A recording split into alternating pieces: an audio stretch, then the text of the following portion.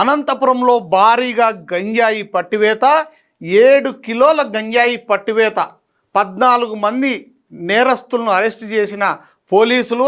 ఇందులో పాత నేరస్తులు 5 మంది ఉన్నారు, కొత్త నేరస్తులు 9 మంది. 5 మంది నేరస్తులు కూడా పాకెట్ల రూపంలో అక్కడక్కడ విక్రయించేవారు. ఇందులో కింగ్ పిన్గా ఉన్న ఆయన్ను కూడా పట్టివేశారు. 14 మందిని అరెస్ట్ చేశారు ఈరోజు అనంతపురం పోలీసులు.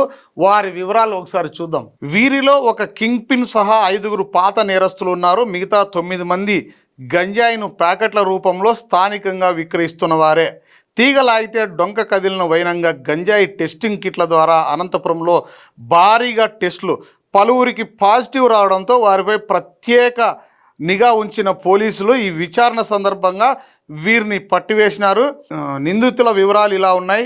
షికారి సురేషు, ఎన్టీఆర్ కాలనీ, ఈయనే ముఖ్యంగా కీలక నిందితుడు, కింగ్ పిన్. ఇతనితో పాటు 1 టౌన్ 2 టౌన్ పరిధిలోను, రాప్తాడు పోలీస్ స్టేషన్ పరిధిలోను 5 దొంగతనాలు ఉన్నాయి ఈయన పైన. ముఖ్యంగా మొత్తం 14 మందిని అరెస్ట్ చేసిన పోలీసులు.